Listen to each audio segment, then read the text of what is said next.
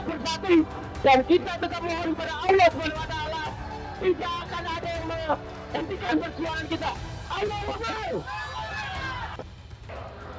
Kakak senior saya, Om Jus Sumadi Praja, aktivis senior menyatakan, Egy Sujana di mataku itu cemen. Saya japri ke Egy Sujana. Cemen yang palsu tidak bisa berubah menjadi asli karena adanya perdamaian maupun upaya restoratif justice.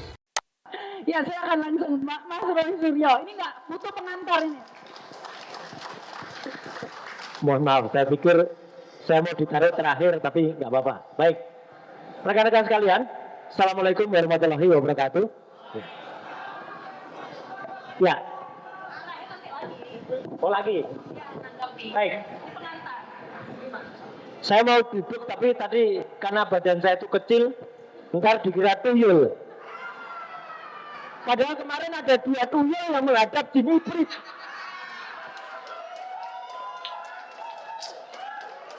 Ada yang bilang itu Musa dan Harun menghadap Fir'aun. Tapi kayaknya yang benar 2 tuyul itu ya kayaknya. Itu lebih tepat kayaknya. Nah itu. Baik. Rekan-rekan saya sekalian, saya harus sampaikan juga izin saya untuk Pak Kosinudin.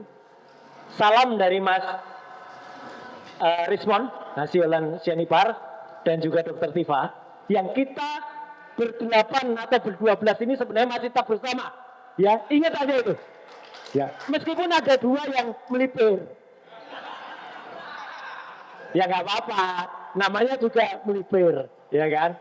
Tapi insya Allah di tempat yang lain, hanya beberapa kilo dari sini, teman-teman yang lain lagi mempersiapkan untuk pemeriksaan ahli dan saksi besok. Jadi di sana ada Michael, ada Pak Janes, ada Prof. Tono Saksono, ada juga Prof. Henry Subiakto, yang semua bagi kita juga berguna untuk pemeriksaan 3 hari lagi untuk sahabat-sahabat kita, Pak Rizal Fadila, pengantinnya ya, Bu Kurnia sama Mas Rustam. Nah, karena akan diperiksa besok dan kita akan bersama hari Kamis. Ingat ya teman-teman semua, Kamis kita akan bersamai. Besok juga akan ada pemeriksaan ahli dan saksi untuk semuanya. Jadi karena apa? Tadi penting sekali yang disampaikan Pak Asmi dan juga para pembicara yang lain, Pak Ugro dan juga nanti mungkin ada yang lain, bahwa kita ini satu rangkaian, kita ini satu SPK istilahnya, satu SPDP. Jadi kalau tiba-tiba ada yang ada yang di split, ada yang dikurangi, itu tadi disampaikan oleh Pak Ugro, susah sebenarnya syaratnya. Karena dalam KUHP yang baru, utamanya di pasal 79 sampai dengan 88, intinya di pasal 83, SP3 atau surat permohonan penghentian penyidikan, itu hanya dapat terjadi dengan syarat RJ, Restoratif Justice antara lain. Dan syarat RJ itu antara lain dalam, kita kan bicara KUHP dan KUHP yang baru, harus ada penetapan pengadilan. Tidak bisa tiba-tiba ada dalam sehari selesai. Dan fakta terbaru yang kemudian sebenarnya sudah kemarin disampaikan, tapi baru sekilas-sekilas saja adalah pada saat RJ itu harus ada juga penandatanganan dan permohonan maaf oleh kedua belah pihak. Ditandatangani di depan penyidik. Maksudnya adalah kedua belah pihak datang ke penyidik, bukan penyidiknya datang ke satu pihak. Kemarin itu satu pihak datang ke pihak yang lain, penyidiknya datang juga ke pihak ini. Jadi ada seorang kombes dan seorang itu A1 kemarin pada tanggal 8 Januari sowan juga ke Solo dan kemudian menjadi saksi dari penandatanganan RJ itu. Tapi meskipun demikian, nggak bisa dalam waktu singkat terbit SP3. Kalau teman-teman baca, nanti silahkan sudah banyak beredar. SP3 itu juga harusnya disertai dengan detail-detail alasannya. Dan setelah kita baca, SP3 untuk dua sahabat kita, saudara Bang Egi Egi apa namanya? Sujana ya. Saya tadi mau gitu nggak bisa ya. Dan Damai Lubis, baca pertimbangannya. A, B, C, D, E, F, G, H, I, J, K. Itu adalah laporan dari Jokowi, laporan dari Lujumanan, laporan dari Ade Kurniawan, laporan dari Kamis Samuel Sweken, penetapan tersangka SPDP, L-nya tiba-tiba loncat SP3. Ini nggak bisa, harusnya ada RJ-nya kapan, surat permohonan RJ-nya kapan, tiba-tiba ini meloncat begitu saja. Jadi ini sebenarnya cacat. Nah, ada keinginan, ini lagi dibicarakan, apakah kita mempertanyakan SP3 itu. Tapi saya mengibaratkan gini teman-teman. Ingat kan, pernah ada iklan yang waktu itu di permintaan. Bagaikan 3 orang, saya, Pak Riza dan Bu Kurnia. Ya, saya Mas Rosam ada di sana. Kami bertiga ada di satu pulau terpencil. Tiba-tiba Pak Riza ketemu dengan botol gin. Gin, permintaannya apa? Pak Riza minta pulang ke rumah. Wah. Kemudian Bu Kurnia minta ketemu keluarga. Lah saya permintaannya apa? Bawa kembali Pak Riza dan Bu Kurnia ke situ. Nah itu, kalau kita menggugat SP3, jangan-jangan nanti kita dikira begitu. Ya. Tapi ya, apapun itu yang akan dilakukan, saya terutama atau kami ikut dengan keputusan tim hukum. Jadi kalau tim hukum mau gugat SP3 silakan. Mau tidak gugat, kita mau cara lain, silakan. Itu poin saya yang pertama. Poin yang kedua, teman-teman sekalian, kita pun pantas untuk terus memberikan apresiasi kepada upaya-upaya yang telah dilakukan secara paralel. Upaya yang pertama dilakukan oleh sahabat kita, namanya Dr. Bonatua Silalahi, dan teman-teman dari kelompok Bon Jovi. Itu dari timnya Pak Sam, Pak Lukas, dan lain sebagainya.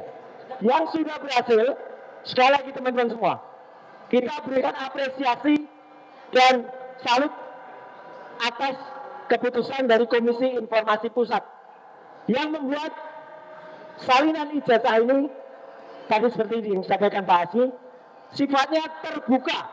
Ini adalah dokumen publik. Tidak ada lagi yang bisa menutup-nutupi. Dan Termol semuanya berbalik. Termol sekarang bilang, ya kan memang terbuka. Saya dalam hati kecil bilang, cangkemmu. Dulu mereka itu bilang, itu tertutup, itu rahasia, itu perlindungan data pribadi.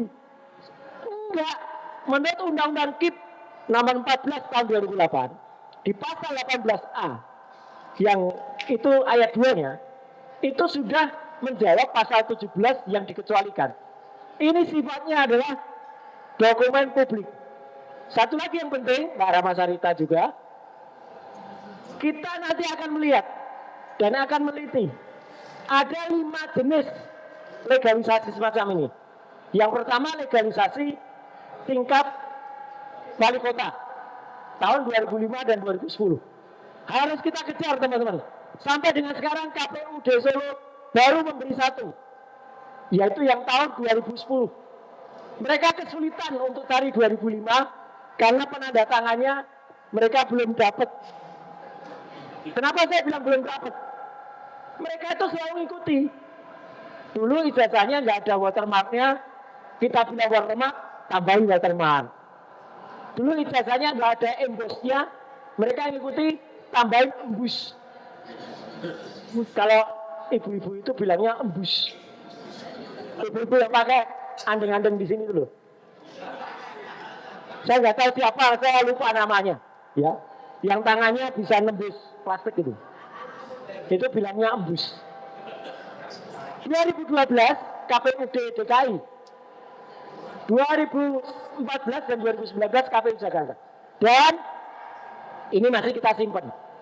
Kita sudah juga menemukan ada yang aneh pada legislasinya. Jadi sekali lagi terima kasih kepada Pak Bonatua, Bonjolu dan tim. Berkat itu kita nanti akan membongkar ini. Kemudian yang kedua, kita juga ucapkan salut kepada Bapak Komjen Pol Ugroseno Purnawirawan yang luar biasa berani mengatakan kalau saya tuh kenal langsung dengan Jokowi. Dan saya lihat memandang kurang dari 1 meter ya Pak Ugro ya, Bapak ketemunya. Fotonya beda dengan ini. Nah ya memang beda. Ini persis sama yang saya dan Mas Rustam sampaikan ketika di ruang gelar perkara khusus. Saya langsung bilang, foto ini terlalu baru untuk 40 tahun, terlalu kontras. Kalau Mas Rustam langsung bilang, ini bibirnya bukan bibirnya Jokowi. Ini matanya bukan matanya Jokowi, hidungnya juga bukan. Itu bagus. Memang bukan.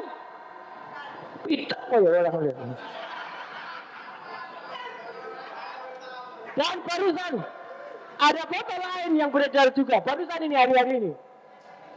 Masa muda yang lupa pakai kacamata. Nah, kalau itu fotonya dia, confirm kalau itu. Ya. Nah jadi ijazah yang kita perbincangkan ini, yang kita perdebatkan ini, sekarang sudah dikasih watermark, sudah dikasih juga cap emboss. Tapi kita tidak bisa memastikan itu emboss atau enggak karena tidak bisa meraba. Dan ijazah aslinya, yang disebut ijazah asli, kita juga doakan, kita ucapkan Al-Fatihah untuk almarhum Pak Bambang. Karena ini ijazah asli dari almarhum Pak Bambang yang kemarin pada saat sidang CLS di Solo dibawakan oleh adiknya namanya Pak Rusito. Ini ijazah asli tahun 85 itu ya ini. Ada emboss, ada watermark, ada hologramnya. Desainer dulu. Nah, dan ijazah ini kemarin teman-teman media juga ada di sana. Boleh difoto, boleh dilihat dengan jelas, boleh diraba juga. Luar biasa, kalau ijazah palsu nggak boleh itu diraba, difoto. Dan jadi clear ya. Jadi artinya apa? Ini jelas banget. Nah, jadi teman-teman sekalian, beberapa poin penting ini penting banget.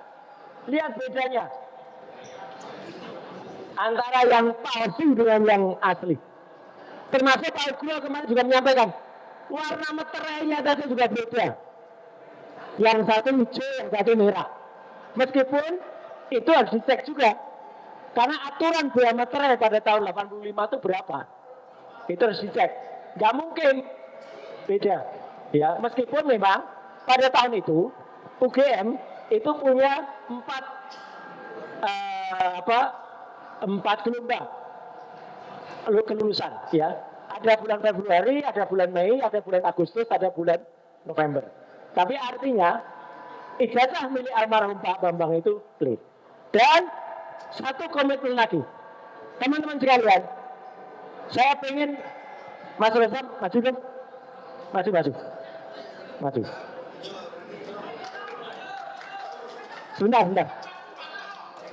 Meskipun ada upaya yang dilakukan seperti kumpeni dulu. Teman-teman ingat, pahlawan-pahlawan kita yang ada di gedung Suang ini, itu dulu kuat sekali. Tidak mungkin dipecah belah. Tapi pasti ada sengkuning. Pasti ada pengkhianat. Pangeran Diponegoro bisa ditangkap karena ada pengawalnya yang berkhianat. Tengku Umar bisa ditangkap karena ada pengkhianat juga.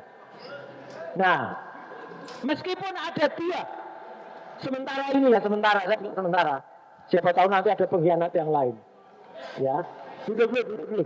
Nah, Mas Tarik.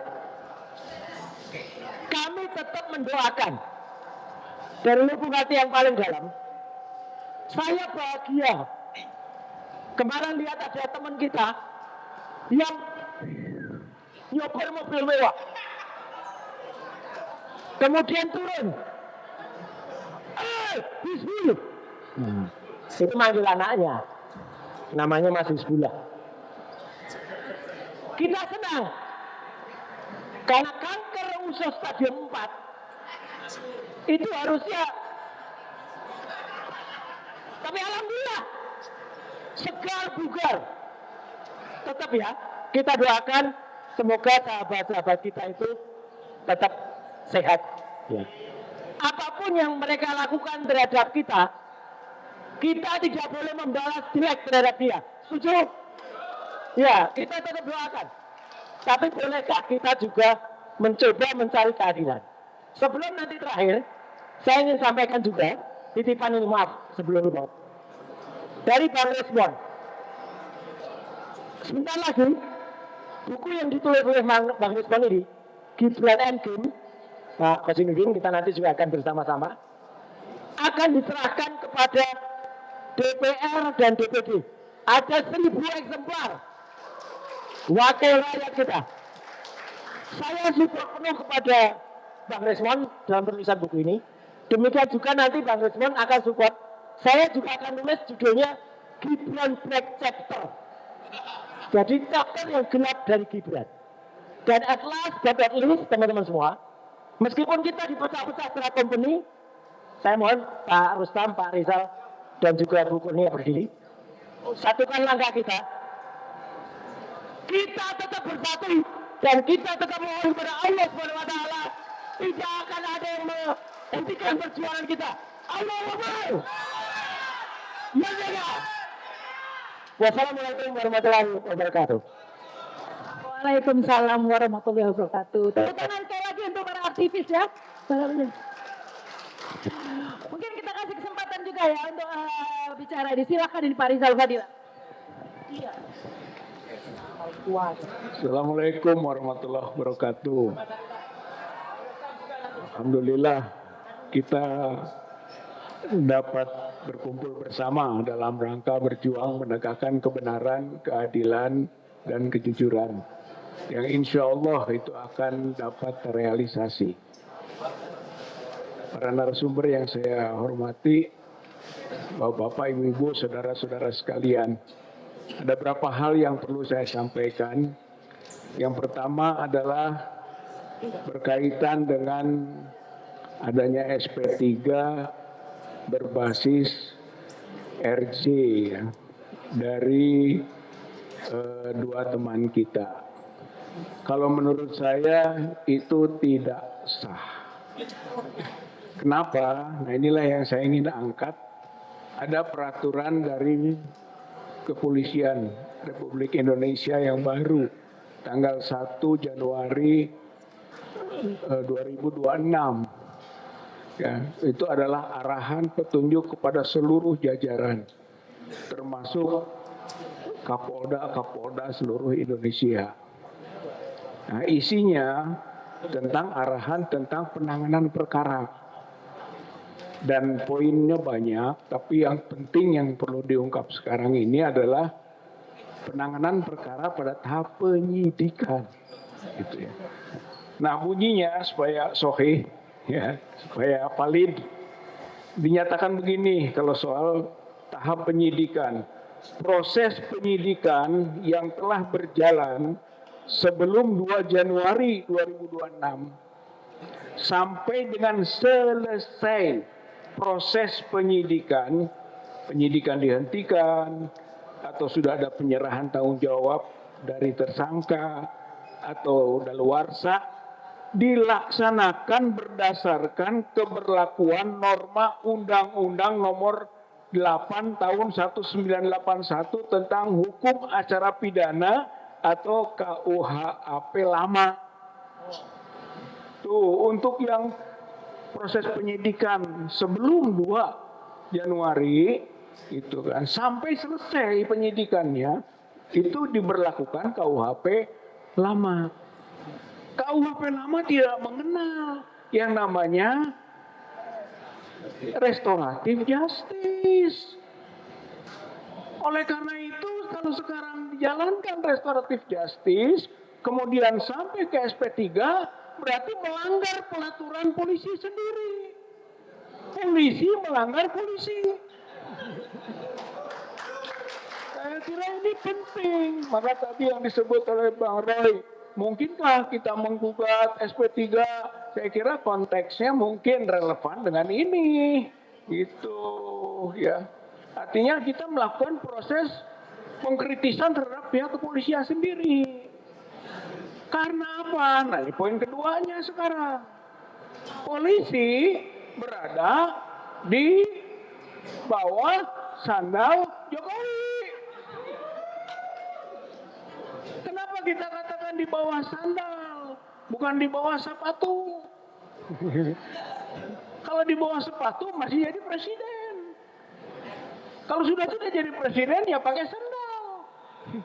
Dan ternyata ketika Jokowi pakai sandal, polisi masih bisa di bawahnya, diinjaknya. Ini masalah serius ini. Dari mana kita tahu? Dari awal pelaporan para tersangka sekarang ini. Coba laporan yang sederhana. Lapor, bawa fotokopi ijazah. Diterima. Di tingkat polsek pun, kalau hanya seseorang mau mengadukan, bawa fotokopi, nggak akan diterima itu. Mana aslinya? Tidak dibawa fotokopi, dilipat-lipat. Setelah itu, tanpa ada konsultasi, kalau kita biasanya kalau mau lapor, konsultasi dulu. Gitu. Ini enggak. Langsung dibuat LP. Langsung. Setelah itu, apa coba? Dibuat surat perintah penyelidikan. Di hari itu juga. Apa tidak istimewa ini? Apa tidak ini di bawah sandal? Saya kira ini awalnya.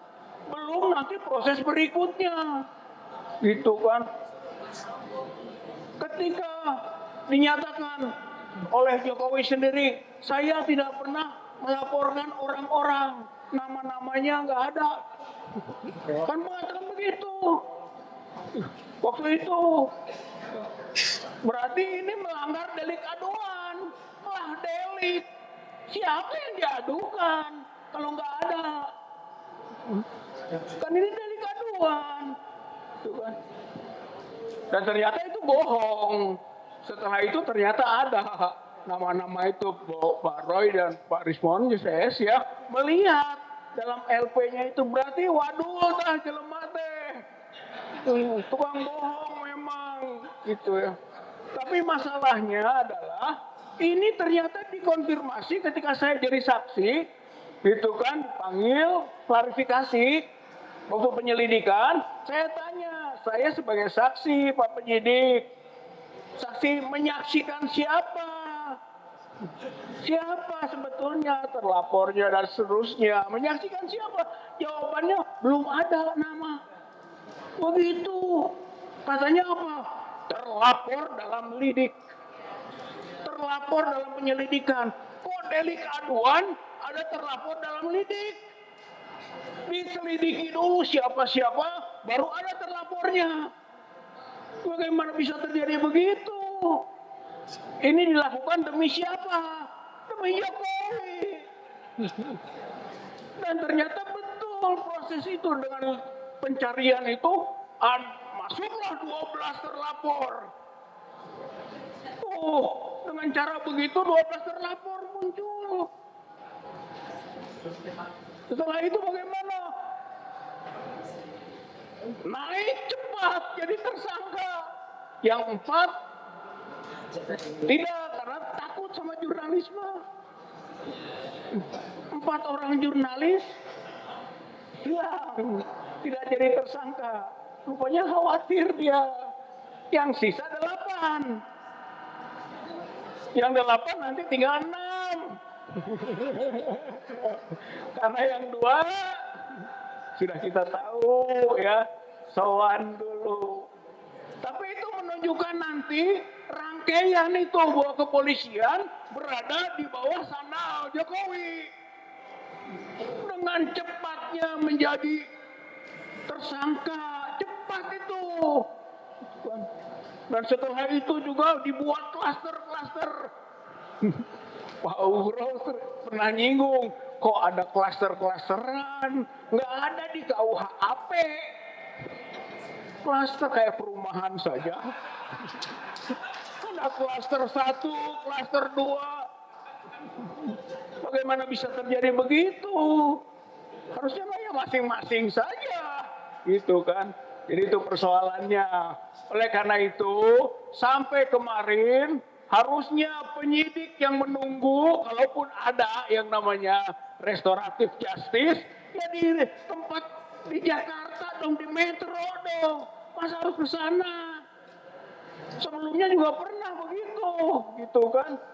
Ketika memeriksa Pak Jokowi, bukan dipanggil. Kita mah dipanggil-panggil pakai surat. Kalau nggak datang nanti bisa dipanggil paksa. Ini Pak Jokowi nggak didatangi. Kumaha ieu teh? Sabaraha rubuh ieu. Negara ieu, penegakan hukum ieu. Bukan, nggak jelas ini. Memang berarti kesimpulan kita betul itu tadi. Eta kumaha? Ujung-ujung begitu di sana dipanggil 2 penyidik itu, Jakarta dengan cepat SP3. Basisnya apa? RJ katanya. Tepugu tah. Liur tah. Gitu kan. Bener tah. Gitu kan. Ini kondisi kita. Yang ketiga, kedua tuh ya.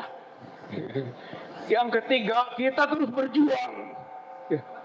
Berjuang terus untuk membuktikan bahwa ijazah Joko Widodo masuk.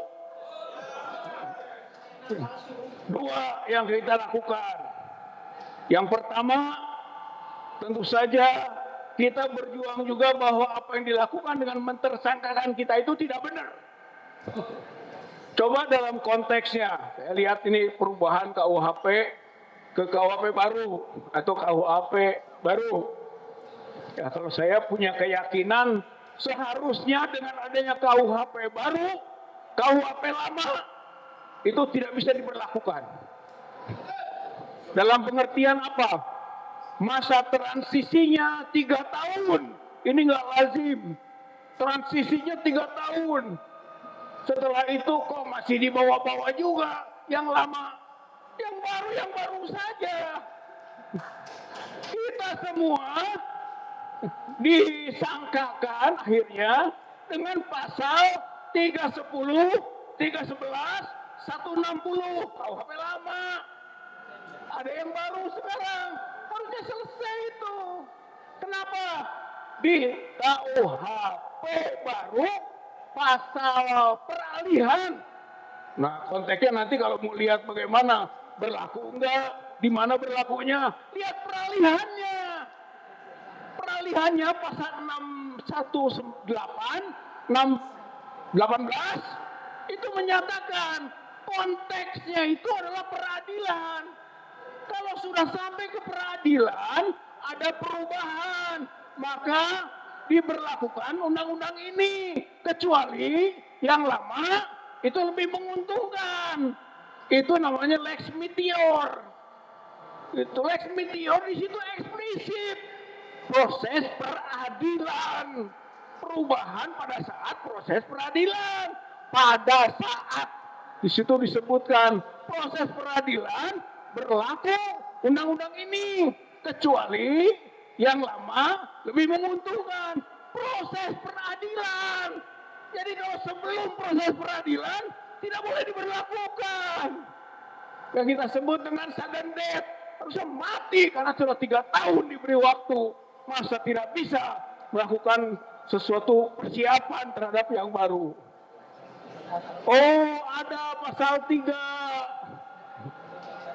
Katanya di situ disebutkan dalam hal terjadi perubahan ketentuan peraturan perundang-undangan itu, maka setelah perbuatan tindak pidana selesai, ada dilakukan perubahan tindak pidana selesai, itu maka berlaku undang-undang yang baru, itu kan, kecuali ketentuan undang-undang menguntungkan pelaku dan pembantu. Itu dalil umum. Itu pasal 3 itu lex generalis. Sedangkan pasal 618 tadi peradilan itu namanya lex spesialis. Dalam hukum lex spesialis derogat lex generalis.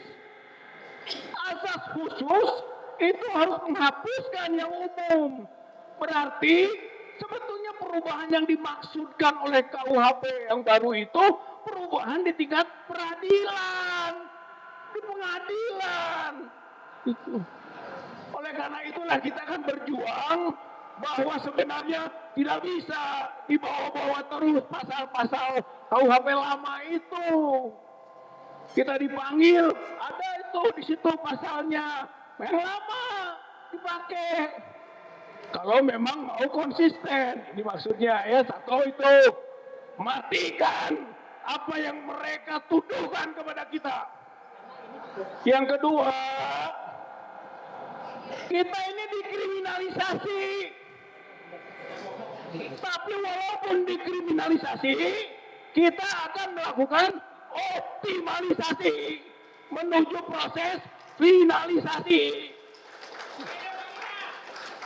Kita akan terus berjuang ini. Walaupun dikriminalisasi, tapi kita akan optimalkan kondisi yang ada ini untuk terus membuktikan bahwa ijazah Joko Widodo itu palsu. Maka dalam proses pidana kita ini, kita akan bersama-sama dengan proses yang lain. Proses perdata, CLS, Citizen Law Suite. Itu satu proses yang sedang dijalankan, sama esensinya. Kemudian di KIP, sama, tadi sudah disinggung, hasilnya sangat positif bagi arah menuju pembuktian ijazah Joko Widodo palsu. Semua kita ini bersatu, bergabung melalui proses-proses hukum. Tapi juga jangan lupa harus ada desakan rakyat, desakan masyarakat juga untuk bisa suksesnya ini. Termasuk dalam konteks pidana adalah pengujian forensik yang dilakukan jangan hanya oleh polisi, tapi independen. Itu adalah bagian dari usaha kita ini, optimalisasi menuju finalisasi, yaitu dokumen yang ada yang sekarang disita oleh Polda itu kan diuji forensik. Uji forensiknya kita desak rakyat, masyarakat, bangsa Indonesia ini harus mendesak uji forensik independen supaya terbukti dan terbaca oleh publik bagaimana sebenarnya ijazah Joko Widodo itu.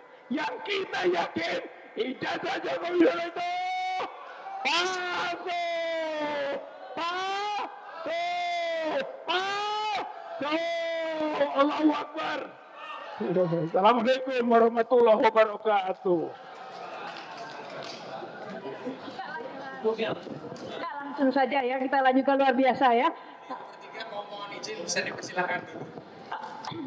Oh baik, karena ada acara selanjutnya ya. Baik, sekali lagi terima kasih Pak Gubernur Nasional, Pak Murarar dan juga Pak Asmi. Ya, hadirin tepuk tangan untuk narasumber kita.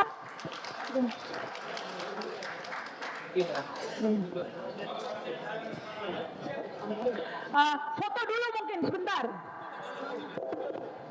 Foto dulu.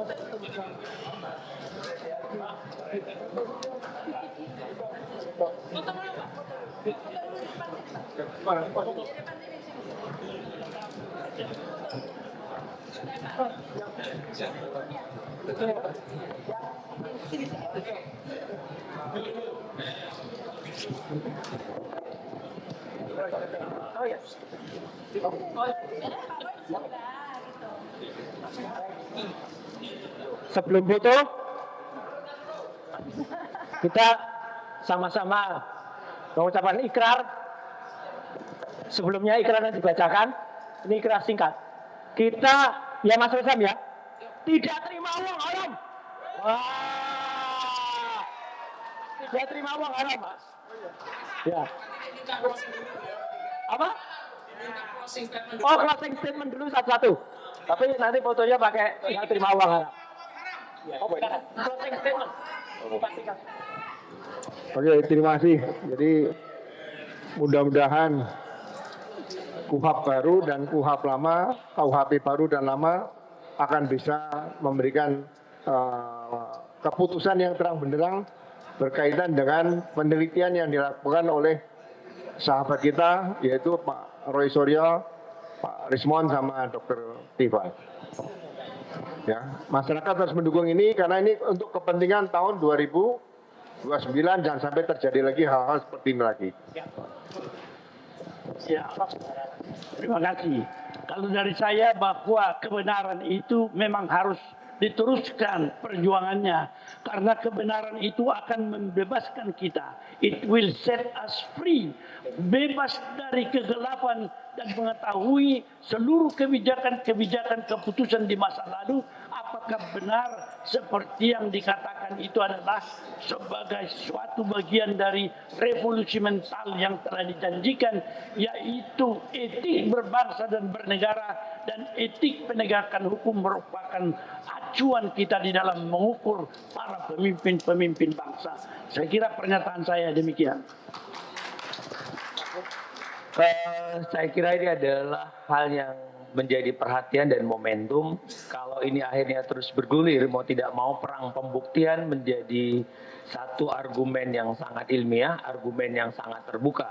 Sehingga saya kira penstrukturan fakta atas peristiwa ini harus ditelisik, ditelusuri, teliti, temukan dan terang menjadi fase melihat dari kerja-kerja di pintu masuk kepolisian, kejaksaan, bahkan nanti di pengadilan. Jadi 5T ini harus dilakukan. Dan saudara-saudara, saya kira saatnya kita adalah jika kita diberikan kesempatan dan kemampuan, majulah ke depan meluruskan, jangan pernah mundur untuk kebenaran dan keadilan tersebut. Assalamualaikum warahmatullahi wabarakatuh.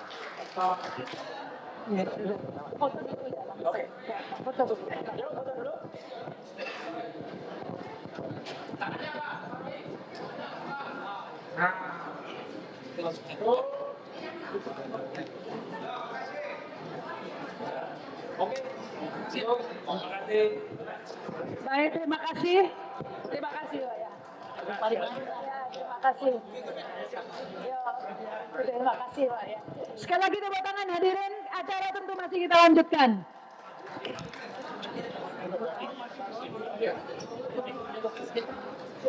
Ya, terima kasih kepada narasumber. Namun acara masih kita lanjutkan, nanti juga akan diberi kesempatan kepada audiens ya untuk menanggapi juga. Baik, kita lanjutkan lagi ya, terus terang kepada para apa ini saya kata, para tersangka. Para tersangka ini sebenarnya kita sangat mengapresiasi ya, karena luar biasa yang diperjuangkan. Saya melihatnya saja itu lelah ya, apalagi yang mengalami pasti jauh melelahkan ya. Saya melihat beritanya dia capek loh. Ya, apalagi yang mengalami, wah dunia langsung begini capek ya Bu ya sebenarnya.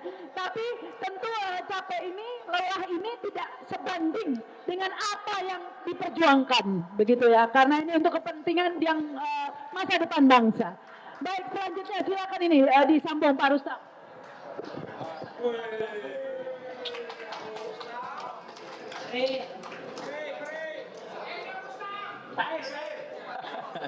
Oke, bismillahirrahmanirrahim. Assalamualaikum warahmatullahi wabarakatuh. Terima kasih atas dukungan para kawan-kawan senior, para purnawirawan, para pengacara, dan pejuang-pejuang Mama militan, terima kasih telah mendukung kami. Yang insya Allah hari Kamis nanti jam 10 kami akan dipanggil Polda Metro Jaya untuk diperiksa. Tapi saya nyatakan kepada Kapolda Metro Jaya bahwa kami tidak takut sedikit pun. Kami dilahirkan bukan untuk mundur, untuk masalah ijazah palsu Jokowi. Saya pribadi merasa berduka yang sedalam-dalamnya atas telah gugurnya kawan saya, 2 orang kawan saya di TPUA yang gugur sebelum waktunya. Untuk Bang Egy Sujana yang lagi di luar negeri, mungkin hari ini lagi tidur di sofa menonton kami.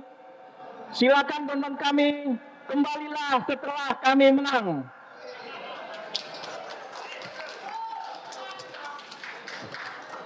Pada dasarnya Bang Egy memang orang baik, tapi dia memang penakut. Saya seperti ini, melakukan hal ini atas perintahnya Egy Sujana. Waktu sebelum ke Solo pun dia mempersiapkan kita untuk rapat.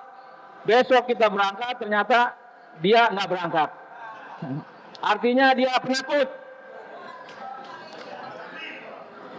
Kata senior saya, Om Jus Sumadi Praja, aktivis senior menyatakan, Egy Sujana di mata gue itu cemen. Saya japri ke Egy Sujana. Jadi untuk hal ini Pak Jokowi jangan bangga dulu dengan memecah kami di sini dengan dikasih RJ untuk Egy Sujana dan DHL. Itu justru membuat kami bersemangat dan kami malah meyakini ijazah Jokowi itu palsu. Karena apa?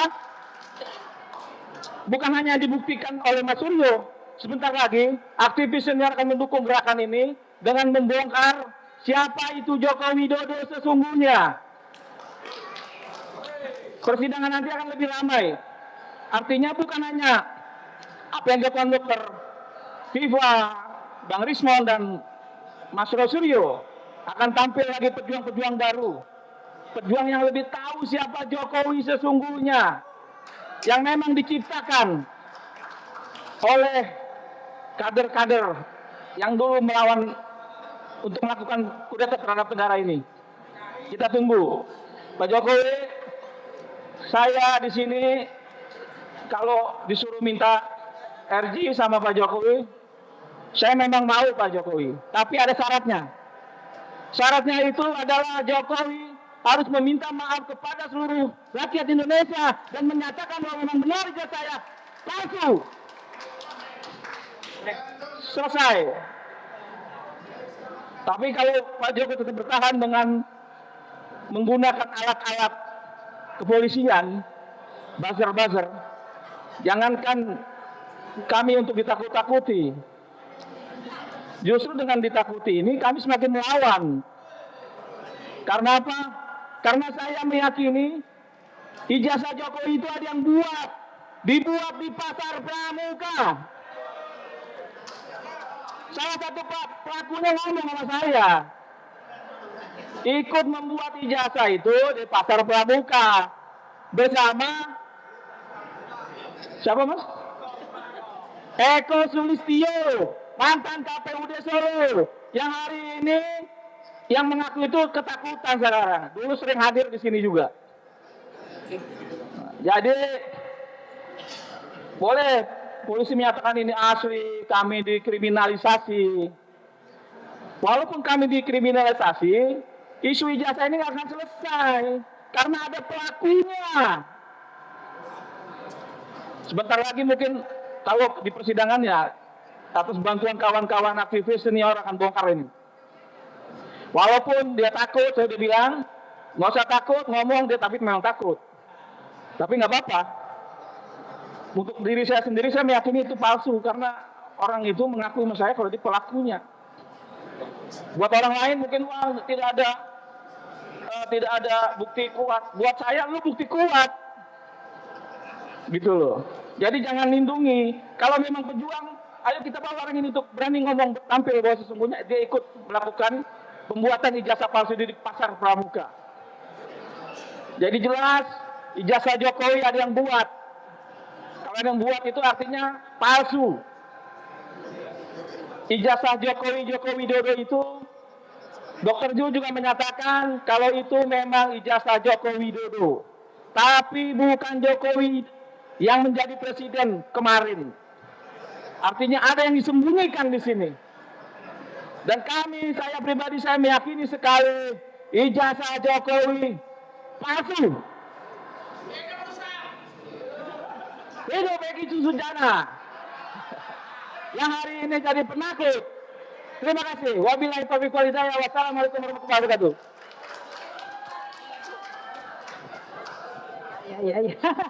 Ya, memang itu yang harus para tersangka ini berhati-hati ya.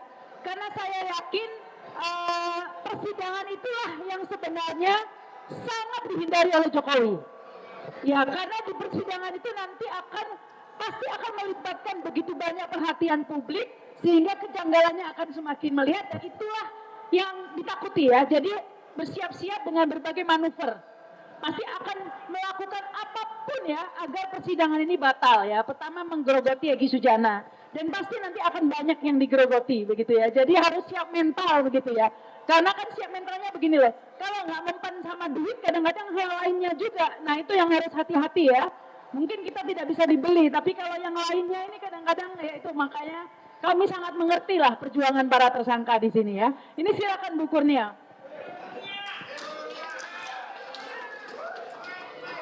Bismillahirrahmanirrahim. Assalamualaikum warahmatullahi wabarakatuh. Nah ini susahnya ini ya. Kalau lagi berorasi sangat kencang, tapi hatinya hati rinto ini. Saya ingin mengucapkan innalillahi wa inna ilaihi rajiun. Telah berpulang dua pejuang, saudara kami yang sama-sama berjuang, yang terasa agak begitu mudah untuk diluluh lantakkan. Ya, saya harus mengatakan apa adanya di sini ya. Dalam acara kita pada hari ini yaitu membedah KUHP dan KUHAP baru. Bagaimana nasib Jokowi? Ini hebat ini ya. Bukan nasib kami tapi nasib Jokowi yang dibicarakan begitu. Tapi sebelumnya izinkan saya mengucapkan terima kasih, selamat datang, selamat mengikuti para purnawirawan yang kami cintai, yang senantiasa berada dalam perjuangan ini, tidak pernah meninggalkan kami, ulama kami, ada Pak Tanjung di situ, serta para aktivis dan tentu saja akademisi dan tentu saja saudara-saudara kami tersangka. Saya ingin mengatakan begini ya, yang saya sampaikan tadi itu, emak-emak juga lupa saya. Ini kalau saya sampai lupa pada emak-emak, saya kualat pada emak-emak ya. Semua emak-emak ya, aktivis lah semuanya begitu. Kalian itu seperti yang saya sampaikan di Madilog itu adalah a bird of a flock, a bird of a feather flock together. Jadi kalau burung-burung itu yang berbulu sama, maka dia akan bertengger di dahan yang sama. Tadinya saya mengira bahwa saudara-saudara saya yang telah berlalu itu mempunyai bulu yang sama. Ternyata bulu mereka berbeda sehingga mereka pindah ke dahan yang lain begitu. Saudara-saudaraku sekalian, saya ingin mengingatkan satu hal ya, bahwa nanti hari Kamis kami akan ya melaksanakan tugas kami sebagai warga negara yang telah dituduhkan oleh saudara Joko Widodo, mantan Presiden 2 periode Republik Indonesia, yaitu panggilan pertama untuk dimintakan keterangan sebagai tersangka. Ya, ada saya Kurnia Triroyani, kemudian Bang Rizal Fadilah dan Rustam Effendi. Ini adalah bagian dari rentetan setelah menerima SP3 oleh dua yang lainnya berinisial ES dan DHL ya. Beginilah hukum Indonesia. Jadi jangan heran kalau Ben Bland, orang yang menciptakan buku tentang Jokowi, The Man of Contradiction, The Struggle to Remake Indonesia, itu mengatakan bahwa orang ini adalah orang yang penuh dengan kontradiksi. Tapi jangan dipersalahkan. Yang salah juga mohon maaf aparat dalam hal ini ya. Mengapa? Karena seperti yang dikatakan oleh Bapak Dino Patijalal yang memberikan kritik secara sangat konstruktif bahwa apa yang terjadi pada aparat kita pada hari ini adalah karena aparat kita tidak peka politik. Dikatakan tidak peka politik tapi mereka bermain politik. Ya, mereka tidak steril, mereka tidak konstitusional kadang-kadang di dalam menjalankan tugasnya. Dan mereka kadang-kadang memelihara perkara dalam jangka waktu yang lama untuk mendapatkan keuntungan. Itu adalah track record, jadi bukan tuduhan. Nah, oleh karena itu berjalin berkelindan maka jadinya seperti ini. Harusnya dengan adanya KUHP yang baru, kita ini merem, nggak usah pusing. Sepanjang on the track tidak ada masalah. Begitu bukan? Ya, saya kira begitu ya. Tetapi karena itu tadi mantan presiden kita ini seperti ada perkataan bahwa the president or the king can do no wrong. Jadi dia ini benar terus. Padahal untuk demokrasi yang sehat, the president might be wrong. Dia mungkin saja salah. Nah, seandainya aparat tegak lurus kepada konstitusi, pada peraturan, tidak macam-macam, maka insya Allah kami tidak perlu menjadi pesakitan. Menarik apa yang disampaikan oleh abangku, Bang Petrus Salistinus, selaku ketua litigasi kami, dalam salah satu wawancara di TV mainstream, dia mengatakan bahwa sebenarnya GR itu yang merupakan penawaran dari KUHP yang baru, itu tidak harus bermaaf-maafan, ya, sehingga tidak perlu ES dan DHL seakan-akan menyorongkan lehernya kepada Joko Widodo ke Solo. Ya, tidak perlu diantarkan oleh orang partai dan oleh kabarnya adalah oleh polisi ke sana. Mengapa? Kalau Jokowi memang negarawan, dia akan memaafkan seandainya dia menganggap apa yang kami lakukan dalam mengkritisi pemerintah itu adalah sesuatu yang menyakitkan hatinya dan merendahkan dia serendah-rendahnya. Betul atau tidak? Karena pemberian maaf itu tidak harus diberitakan. Dia bisa mengatakan kepada aparat bahwa kami memaafkan, anggap tidak ada. Itu baru negarawan. Tetapi jika ada orang yang ke sana, ini yang dimaksud dengan ada suatu transaksi itu tadi, ya. Nah, saya ingin mengatakan, tentu saja dengan doa Anda semua, betapa beratnya perjuangan ini. Kami seperti berada di lautan, merasakan gelombang pasang, ya kadang-kadang tenang, lalu dibanting kembali, ya, selama 8 bulan ini.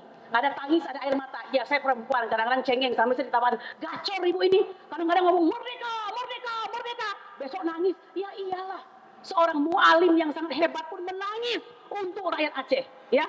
Dan saya menangis tidak untuk diri saya sendiri, untuk perjuangan, ya. Nah, oleh karena itu saya mengatakan Bapak Ibu mohon doa sampai hari ini kami bertiga ini terus mendapatkan cobaan, ya. Cobaannya itu tidak mesti jelek, Bu. Cobaannya itu indah, ya, indah sekali. Saya tidak perlu menjelaskan apa, tetapi sampai pada hari ini bahkan kami diminta untuk kalau perlu jangan melaksanakan tugas kami untuk memberikan keterangan nanti, ya. Anda paham maksudnya bukan? Nah, mohon doa untuk itu, ya. Nah, lebih daripada itu, Bapak Ibu sekalian, sesuai dengan KUHP ini, gunanya adalah bonum lusundum, bonum utile, dan bonum necessarum. Artinya apa? Hukum itu harusnya menyenangkan, hukum itu harusnya berguna, hukum itu harusnya penting. Jika tidak, tiga itu basicnya, maka tujuan hukum itu akan tercapai. Keadilan, kemanfaatan, satu lagi apa, Bang Haji? Fungsi hukum. Kepastian hukum, ya. Tepuk tangan untuk pengacara kita, ya. Bala bantuan untuk Bang Ahmad Kosinudin. Sehingga Bang Ahmad Kosinudin tidak harus mengeluarkan lehernya terlalu ini setiap kali harus menjelaskan, ya. Saya lihat di situ juga ada Bang Azam kan. Tetap semangat ya Bang. Bang Azam tetap semangat. Ada Bang Juju di situ. Ada Bu Susi. Ini salah satu Sri Kandi kami. Soraya, ya. Ada Bu Weri dari Lampung. Ibu Julia, Mbak Ita dan semuanya, Mak-mak, Virga, semua, ya.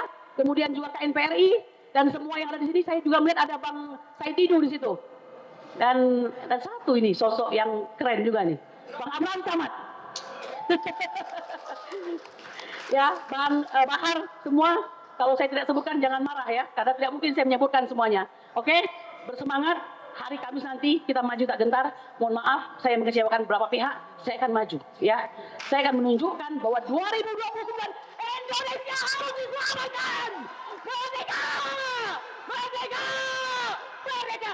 Assalamualaikum warahmatullahi wabarakatuh.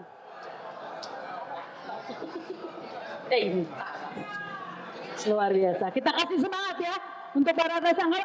Apapun yang terjadi hari Kamis nanti, ya, yang pasti tidak sendiri. Rakyat Indonesia mendukung, ya. Ya. Baik, langsung kami beri kesempatan itu untuk para tokoh, ya. Bentar. Ya, saya ini ya.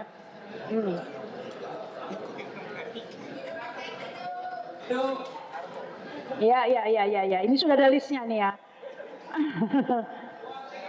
Ya, betul sekali. Kesempatan pertama untuk Majen TNI Purnawirawan Sunarko. Silakan Mbak Narko.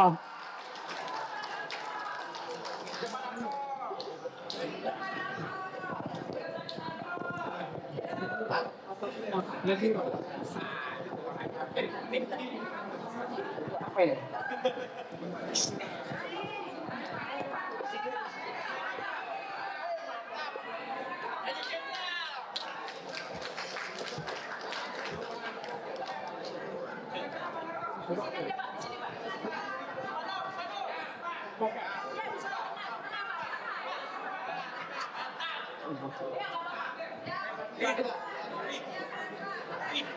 Bismillahirrahmanirrahim. Bapak, Ibu, teman-teman sekalian saya hormati, saya banggakan, khususnya kepada kita punya pejuang yang kebetulan ada di belakang saya yang kita banggakan. Assalamualaikum warahmatullahi wabarakatuh. Salam sejahtera bagi kita semua. Terima kasih atas kehormatan saya diminta untuk bicara. Saya bukan lawyer, saya bukan pakar hukum. Saya hanya bekas tentara. Bapak Ibu sekalian, tadi kita bicara masalah hukum sudah cukup jelas, dan kita juga sudah dengar bagaimana penjelasan perjuangan dari teman-teman kita, terutama ada 6 yang masih sekarang ya, RRT ditambah Pak Rizal, Bu Kurnia dengan Bung Rustam. Yang 2 sudah melarikan diri. Nggak apa-apa. Saya ingat teman kita pernah ngomong, di Indonesia ini terlalu banyak pengkhianat. Jangan kaget, jangan takut.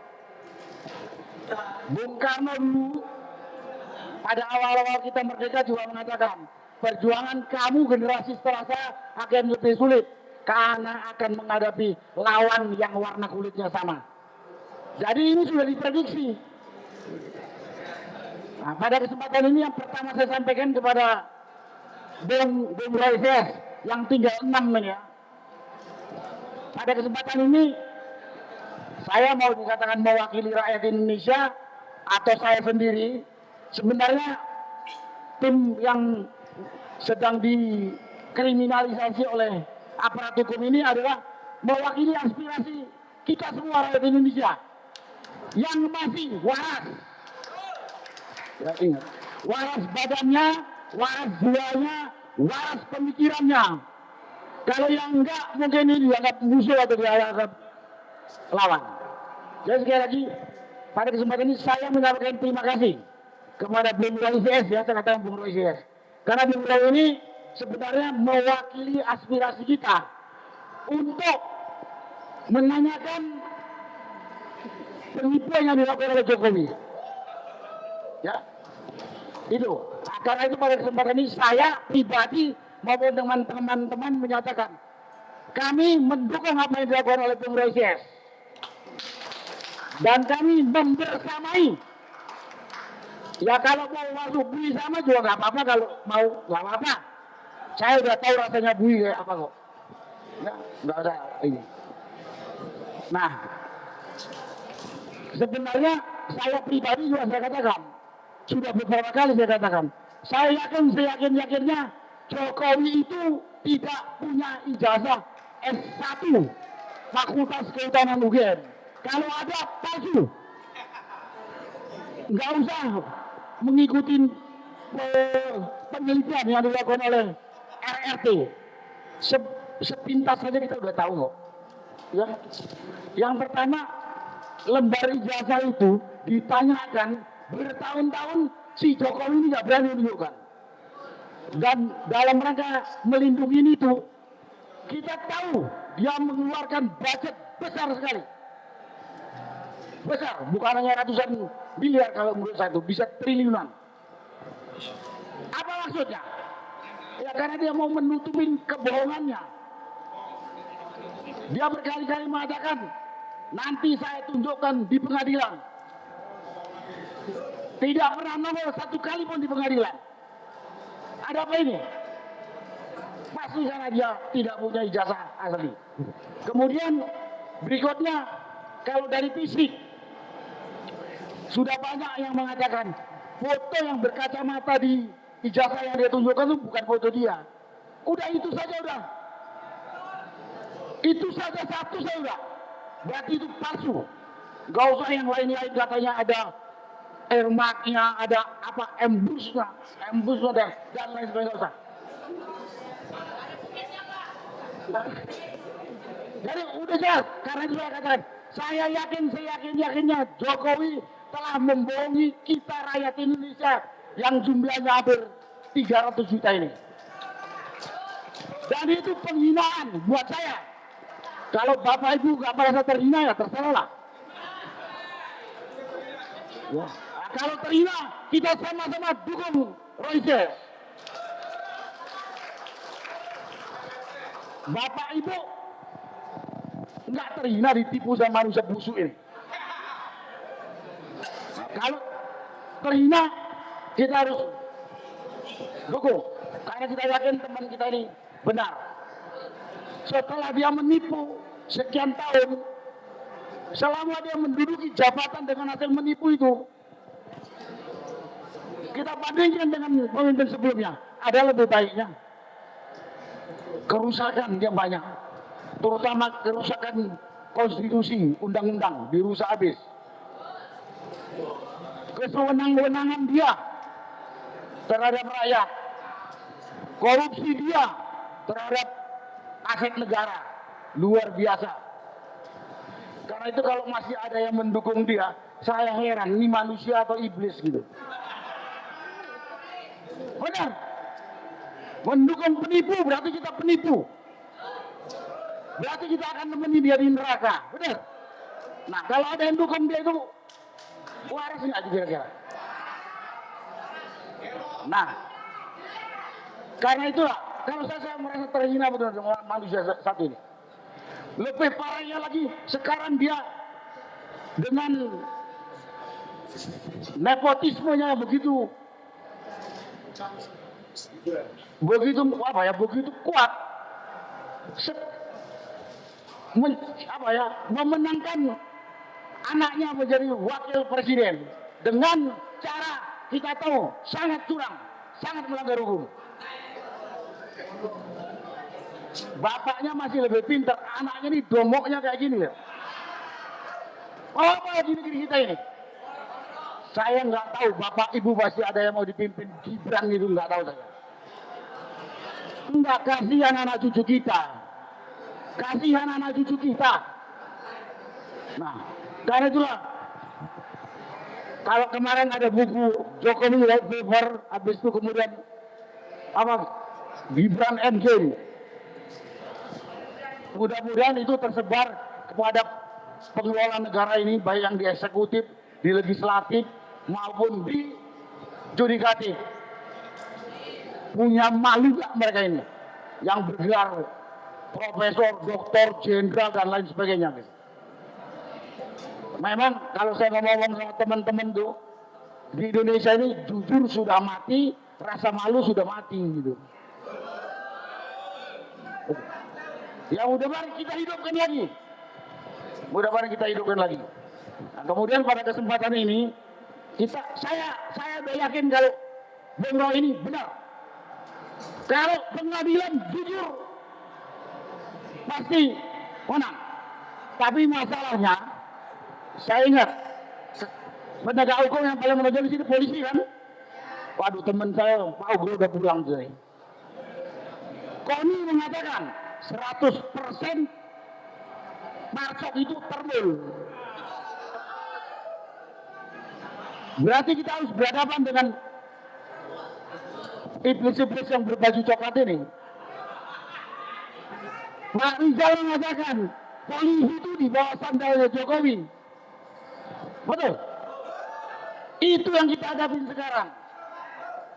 Kalau hukum dilaksanakan dengan jujur, saya katakan ini nggak sampai 1 hari selesai kok. Siapa yang benar, siapa yang salah. Dulu saya katakan kalau saya dikasih otoritas 2 minggu tuntas ini masalah ijazah si Jokowi yang palsu ini. Tapi kita menghadapi suatu kekuatan yang sudah disiapkan sejak dulu. Mungkin sejak si Jokowi jadi presiden, dia sudah menyiapkan pertahanan diri untuk menjaga kepalsuan dan kebohongannya. Kita bayangkan.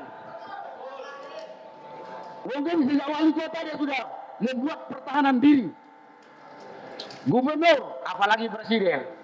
Karena itu lawan yang kita hadapi cukup kuat. Tapi tidak perlu takut. Kebenaran pasti menang. Kebenaran pasti menang. Dan ini menyangkut kehormatan kita, menyangkut tanggung jawab kita. Nah, karena itu pada kesempatan ini saya akan mengimbau saja kepada pemerintah. Pemerintahannya dipimpin oleh Presiden Prabowo. Kemudian di bawahnya ada pejabat dan aparat, terutama aparat penegak hukum, khususnya pada kepolisian. Kalian itu punya malu, punya harga diri, dan tahu tanggung jawab tidak? Punya malu, punya kehormatan atau tidak? Tahu tanggung jawab atau tidak?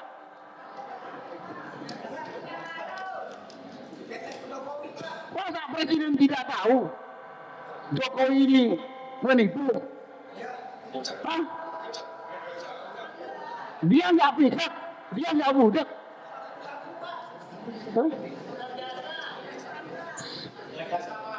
Kemudian masa tidak tahu presiden yang punya pembantu segitu banyak, bahwa wakilnya dia itu dulu cuma malu-malu bangsa.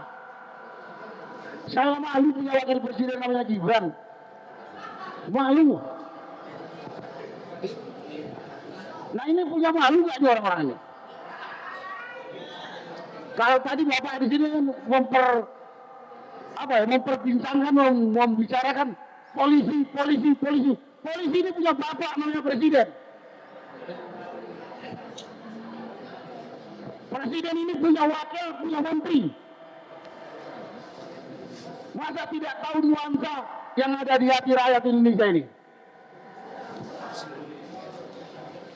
Masa tidak tahu? Keterlaluan atau tidak tahu? Tadi harus dikatakan di sana. Presiden dengan pembantu itu tidak ada yang picak. Tapi hatinya mungkin yang picak. Kenapa saya katakan begini? Ini selesai masalah ini, mudah sekali. Tapi karena rakyat lemah, dia putar begitu lama segala macam gitu. Karena itu pada kesempatan ini saya mengimbau pemerintah dalam hal ini Presiden Prabowo. Bapak nggak tahu suasana atau nuansa hati rakyat. Bapak tidak dengar sekian banyak pejabat mengatakan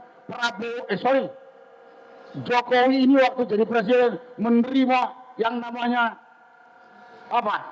Yang namanya gravitasi, menerima suap, banyak pejabat. Enggak dipanggil-panggil nih. Presiden nggak manggil, polisi nggak manggil, kejaksaan nggak manggil, KPK nggak manggil. Jadi saat ini saya katakan bahwa hukum di Indonesia ini masih hukum rimba, Ya mudah-mudahan pendekar hukum setelah ini, inilah, enggak ini yang perlu dibela, ini udah jelas benar. Saya berharap pada kesempatan juga para pakar hukum nuntut kepada pemerintah, rame-rame tentunya. Bapak tahu nggak bahwa hukum di Indonesia sudah carut marut, sudah sesuka pelaksananya. Kalau ngurut dari provinsi sana banyak sekali, malu. Tapi karena malu sudah mati, jadi udah nggak ada. Itulah yang bisa saya sampaikan kepada Bapak Ibu sekalian. Saya bersama dan mendukung Roy Sess. Dan mari kita rakyat bersatu mendukungnya. Karena beliau ini mewakili kita. Yang ketiga saya minta kepada pemerintah. Kecuali pemerintah udah pisak budak. Lihat amburadulnya hukum di Indonesia. Dan kita tahu hukum itu adalah fondasi berdirinya suatu negara untuk tertib, untuk damai, untuk sejahtera, dan untuk maju. Sekian, terima kasih. Wassalamualaikum warahmatullahi wabarakatuh.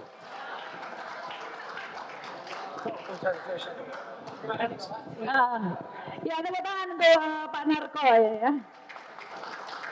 Sudah berkali tadi disebutkan ya sudah berkali-kali memang itu masalahnya kalau polisinya itu sudah di bawah sandal jepit Jokowi begitu ya. Jadinya kalau proses hukum RJ bukannya pelapornya yang datang ke kantor polisi malah polisinya yang sowan begitu. Baru tahu saya bisa COD ternyata. Ya, baik langsung saja kita sambung dengan manusia merdeka, Mas Said Didu.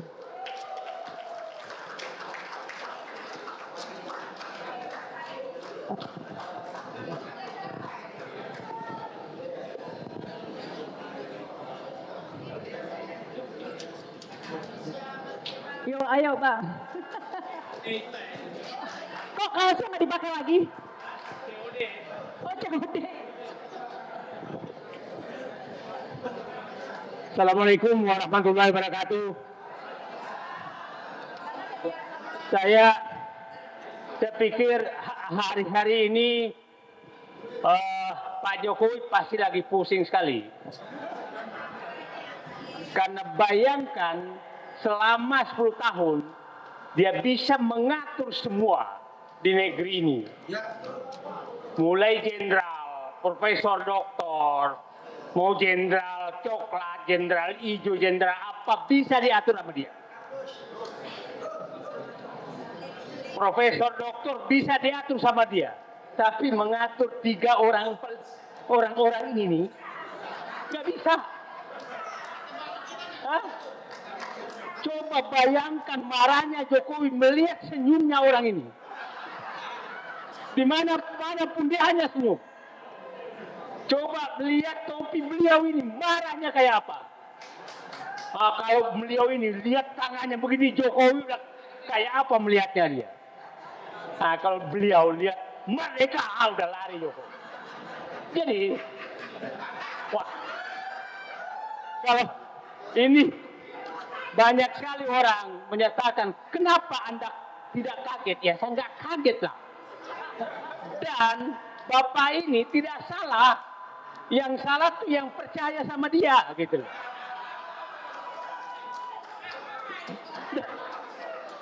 Dan saya pikir korban Bapak ini banyak sekali 2 orang ini. Gitu. Ya, banyak sekali. Ibu dari Lampung ini salah satu korban juga. Jadi, saya pikir kasus ini, ya tadi orang menyatakan sekarang dilimpahkan ke kejaksaan. Saya pikir yang paling tegang tuh bukan teman-teman kita ini yang tegang. Justru Jokowi yang sangat tegang. Karena permainan itu yang ditunggu oleh Roy Suryo dan kawan-kawan. Permainan di lapangan terbuka. Bukan dalam lapangan yang bisa diatur-atur. Nah, masuk kejaksaan, masuk ke ruang pengadilan, maka itu masuk ke lapangan terbuka. Jadi saya pikir sekarang strategi dia setelah berkali-kali bagaimana mensiasati agar tidak masuk lapangan terbuka, sepertinya akan masuk lapangan terbuka. Nah, dan kita tidak tahu siapa yang memerintahkan agar kasus ini dibawa ke lapangan terbuka. Oke, mudah-mudahan ini adalah perintah dari penguasa yang belum berkuasa sepenuhnya. Nah, siapa tahu kasus ini dilimpahkannya ke kejaksaan, ini adalah penguasa yang belum berkuasa sepenuhnya, ingin menunjukkan saatnya aku menunjukkan aku yang berkuasa. Jadi mari kita doakan agar penguasa yang belum berkuasa sepenuhnya ini menggunakan kasus ini untuk menunjukkan bahwa mohon maaf, walaupun dulu kau dukung aku, maka saatnya aku menunjukkan bahwa akulah penguasa nyata di negeri ini. Maka kasus ini akan aku masukkan ke lapangan terbuka. Itu kira-kira yang saya harapkan. Mudah-mudahan itu yang terjadi. Kalau tadi Bu Rahma menyatakan setelah COD ke Solo, maka sekarang penguasa sebenarnya men-COD-kan itu dari Trunojoyo ke Gedung Bundar. Kan kira-kira itu yang terjadi. Jadi mari kita sambut permainan bola yang sesungguhnya di lapangan terbuka di ruang pengadilan. Dan silahkanlah teman-teman semua yang menyatakan ada jasanya, ada yang menyatakan ada asli, ada palsu, silahkan buka di ruang terbuka. Dan saya pikir Bung Roy Suryo dan kawan-kawan insya Allah siap menghadapi. Jadi ya mudah-mudahan beliau tetap sehat, karena semakin hari saya lihat semakin semakin tegang. Ya, saya takutnya setelah dibawa ke kejaksaan ini semakin tegang, dan mudah-mudahan sehat dan selesai bisa hadir di pengadilan untuk mempertanggungjawabkan kebohongan selama ini. Jadi Pak Rosyuro, Bapak semua dan kawan-kawan, Bapak adalah pahlawan untuk terhadap korban kebohongan oleh Joko Widodo selama lebih bukan 10 tahun, karena mulai dari Solo sebenarnya. Jadi mulai dari wali kota, jadi kita harus hitung semua. Dan insya Allah saya yakin rakyat akan menunggu semua ini. Dan mungkin ini aneh tapi nyata nih, ini adalah kasus yang terlama ya. Mbak Rahmat tahu bagaimana biasanya suatu berita itu hanya 2 minggu, 3 minggu. Ini udah 2 tahun lebih. Dan enggak tuh kurang-kurang, artinya publik memang menunggu sekali. Selamat datang para pahlawan. Suatu saat kami akan menyambut Bapak dan Ibu semua sebagai pahlawan kami untuk membuka kebenaran. Dan saya yakin penguasa yang sebenarnya juga akan muncul memberikan apresiasi, karena Bapak dan Ibu adalah pahlawan penyelamat bangsa dari kebohongan. Terima kasih. Assalamualaikum warahmatullahi wabarakatuh. Waalaikumsalam. Terima kasih nih Bang Said Didu. Ngambil dulu. Ya. Ya, tadi dikatakan oleh Bang Said Didu ya, bahwa mudah-mudahan persidangan ini tadi menjadi lapangan terbuka. Dan ini ada memang sengaja begitu, ada penguasa yang belum berkuasa sepenuhnya, itu keinginannya, sehingga membuka begitu ya, membuka penguasa sebelumnya. Nah, itu katanya Bang Said Didu, tapi saya nggak percaya, Bang. Jangan-jangan itu cuma ngarep.com. Ya, karena menurut saya penguasa sebelumnya dan penguasa yang belum berkuasa sepenuhnya itu dua-duanya tidak ada yang asli dalam diri mereka. Semuanya palsu. Jadi udah gak usah berharap Pak Said Didu. Jangan ngasih inilah PHP. Baik, selanjutnya Bang Marwan Batubara.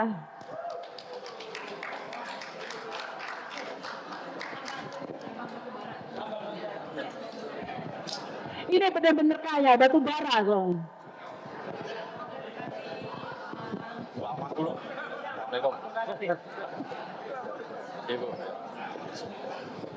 Ya, terima kasih Mbak Rahmah. Assalamualaikum warahmatullahi wabarakatuh. Selamat siang dan salam sejahtera untuk kita semua.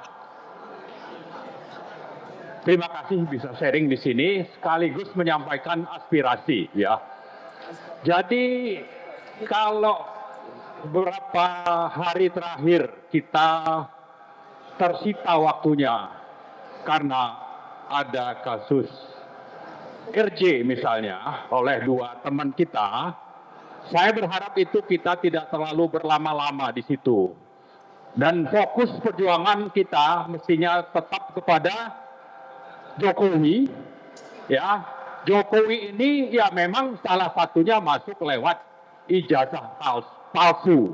Tapi sekian banyak sebetulnya pelanggaran yang sudah dilakukan oleh Jokowi, sehingga diskusi kita dengan Pak Said dan Pak Said sudah mengungkap itu kedaulatan negara di berbagai sektor, minimal ada 5, itu sudah terampas.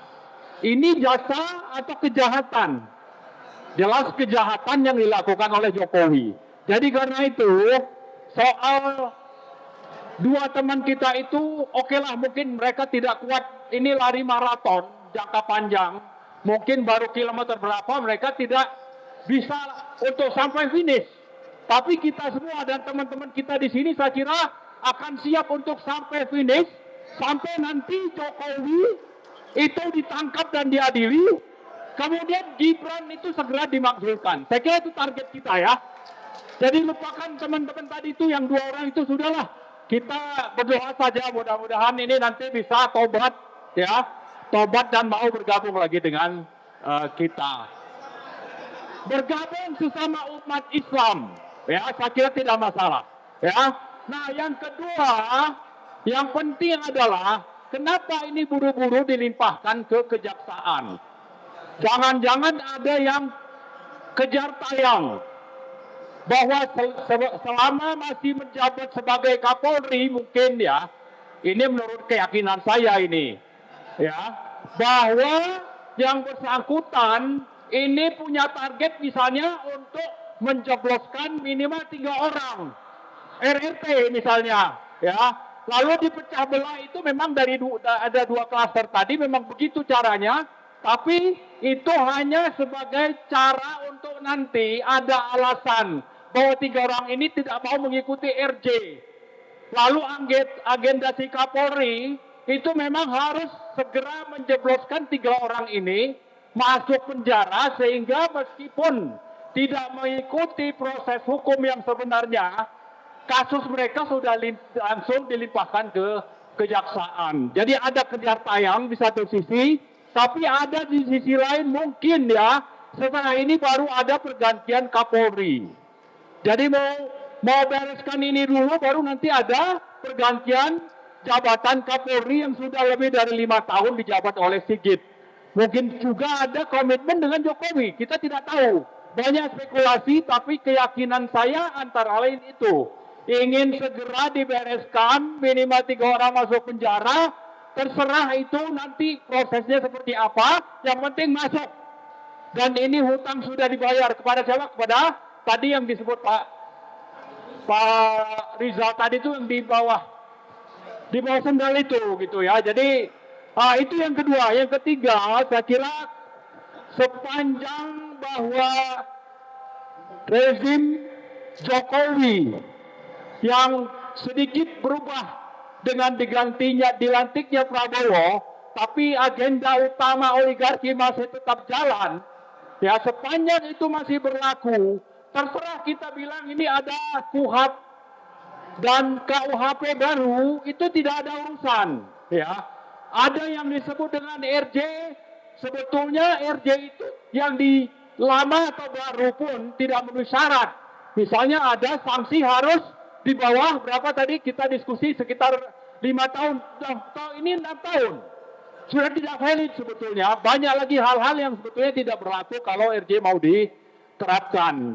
Dan yang penting untuk kita ingat bahwa sepanjang tadi Geng Solo, kemudian pemerintahan sekarang ini masih di bawah kendali Geng Solo, apapun yang terjadi di soal sektor hukum kita ada yang baru, itu tidak akan pernah terjadi.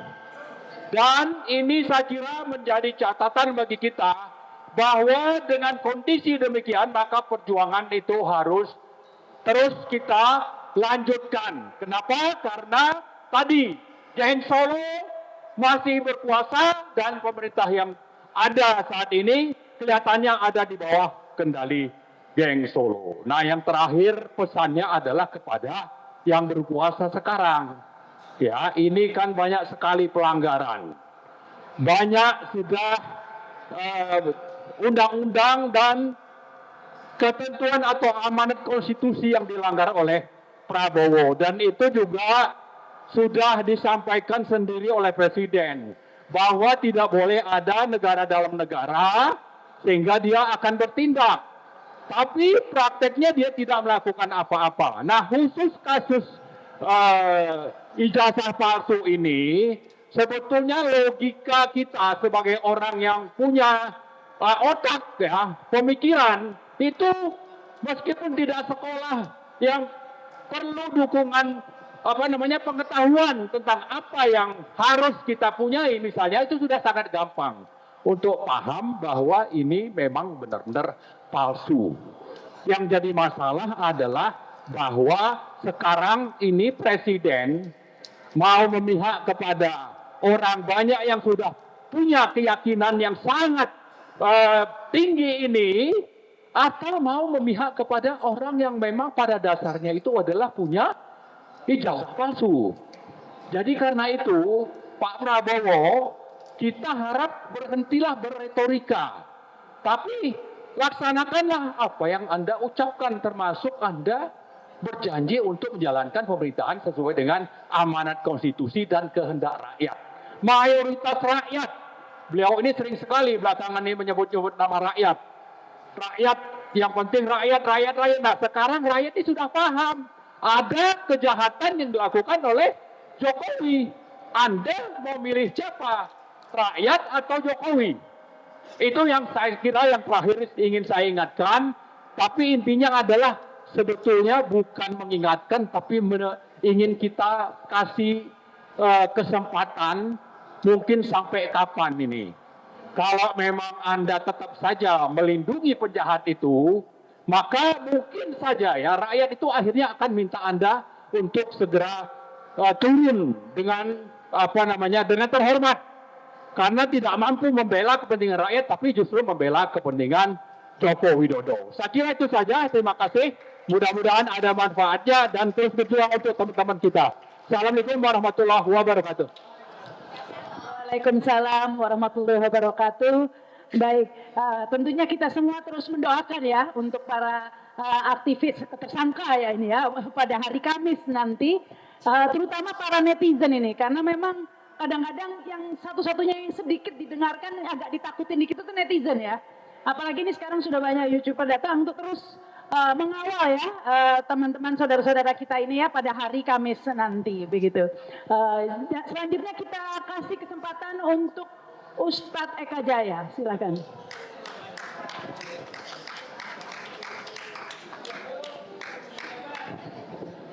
Kadang-kadang saya ini juga ya gemeter juga ya, karena kalau posisinya ini sekarang bisa dikatakan Jokowi itu bisa nekat ya. Kenapa? Karena ibarat maling itu sudah ke sudut gitu loh. Jadi hati-hati bisa nekat gitu. Jadi ini butuh kekuatan kita semua untuk melawannya. Masa kita nggak bisa nekat makanya. Baik. Assalamualaikum warahmatullahi wabarakatuh. Para tokoh semua yang hadir, rada ngeri saya ini. Nggak banyak, cuman melihat perkembangan saat ini luar biasa ya. Dua sahabat pergi gitu. Ini ya, walaupun DHL kemarin bikin sayembara ya, sayembara saya dikirimin WA-nya, siapa yang bisa memperlihatkan uang 100 miliar kan gitu. Cuma saya jawab, kalau nggak dapat apa-apa ngapain ente ke sono? Gitu. Ya kalau nggak dapat apa-apa ini ngapain ke sono berduaan. Dan ini perjuangan ini bukan baru tapi lama. Tapi bagi kita antum orang yang nggak sabar dalam berjuang. Ya, saya bilang istiqomah itu berat. Istiqomah berat. Nah, kita ini melawan kezaliman. Kita melawan satu kemunkaran yang luar biasa. Bang Egy kan sering mengeluarkan hadis ayat-ayat dan lain sebagainya. Saya hanya katakan, ada Allah katakan, Waqul ja'al haqqa wa zahaqal batil. Innal batila kana zahuqa. Akan datang satu kebenaran dan kebatilan itu akan punah. Wa zahaqal batil. Dan benar saja kebatilan itu akan punah dengan datangnya kebenaran. Innal batila kana zahuqa. Sesungguhnya batil akan segera sirna. Tergantung bagaimana kita mendatangkan satu kebenaran. Ini sudah datang satu kebenaran sebetulnya. Ya, dengan kawan-kawan ini ditersangkakan, dengan kawan-kawan ini dikriminalisasi dan lain sebagainya. Ini satu kebenaran sudah datang. Tapi ada kawan kita yang nggak kuat. Ya, kalau kata bahasanya debat capres kemarin, nggak tahan dengan oposisi. Gitu. Kalau udah nggak tahan, nggak istiqomah, percuma ayat berapapun dikeluarkan, hadis berapapun dikeluarkan, tapi pada realitasnya dia tidak kuat melawan ini, maka bullshit semua. Betul. Teori berbagai macam teori silakan saja. Yang penting adalah bagaimana realisasi di lapangan. Pergerakan kita di lapangan. Ini yang menjadi saya berharap kawan-kawan yang saat ini mungkin mendapat ujian dari Allah istiqomah. Terus bergerak, terus berjuang. Karena kebatilan pasti akan punah. Kemunkaran itu akan kalah. Yakinlah bahwa satu kebenaran itu pasti Allah akan selalu mendampingi kita. Maka sekali lagi saya berharap tidak pecah. Ya, simbolnya ini kan RRT bahasanya begitu. Ya, agar tidak pecah terus istiqomah. Lawyernya juga istiqomah. Jangan coba-coba main-main. Kalau coba main-main nanti ada sanksi sosial dari masyarakat. Masyarakat sudah tidak akan percaya lagi. Kalau sudah tidak ada kepercayaan dari masyarakat, ada lu, nggak ada lu sama juga. Artinya kita nggak punya nilai. Ya, kepada Bang Rozinuddin, Bang Abraham Samad, Bang Azam kan semuanya lawyer-lawyer, saya harap tetap istiqomah. Berjuang bergerak bersama. Kami hanya bisa membersamai saja. Kami hanya bisa berdoa saja. Kami akan mengeluarkan sekemampuan kami. Terus mendampingi antum semua, insya Allah kita akan menuju suatu kemenangan. Terima kasih. Assalamualaikum warahmatullahi wabarakatuh.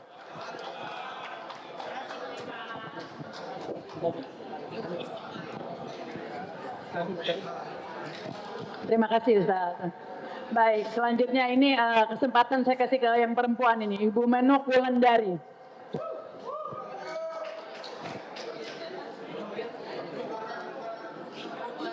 Mbak Menuk. Nah, ini datang. Tepuk tangan untuk Menuk Wulandari.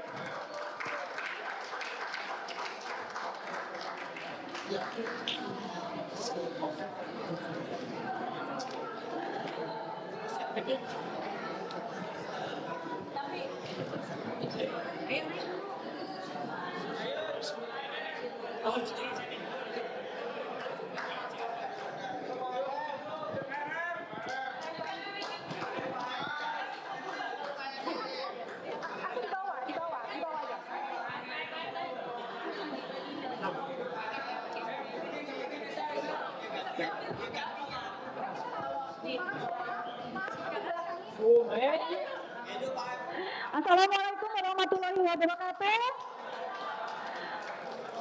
Ini sebetulnya ARM itu harusnya banyak, tapi ada sebagian orang yang masih pada sholat teman-teman. Jadi saya mulai aja, Bismillahirrahmanirrahim. Resolusi 2026 ini untuk ARM ini adalah kami akan terus berjuang dan 2 kali lebih keras daripada 2025.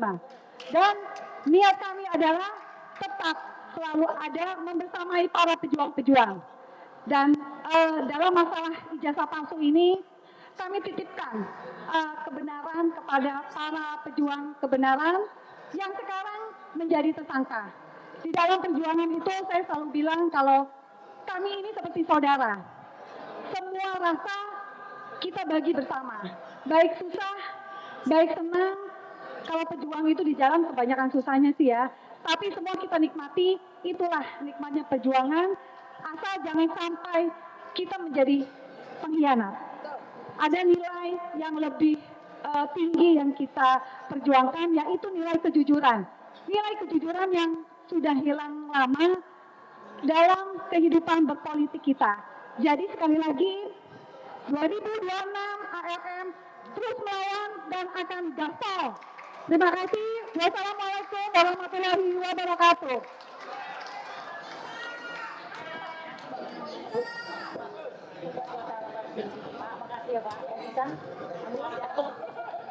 ARM ini bentukan ya aliansi rakyat menggugat, katanya bentukan Egy Sujiono juga ya?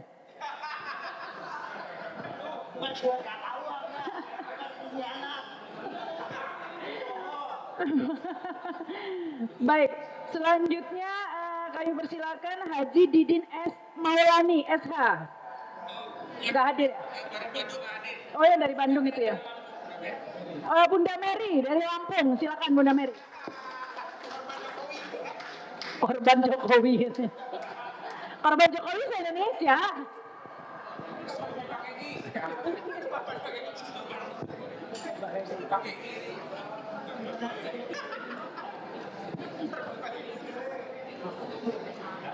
Bismillahirrahmanirrahim. Assalamualaikum warahmatullahi wabarakatuh.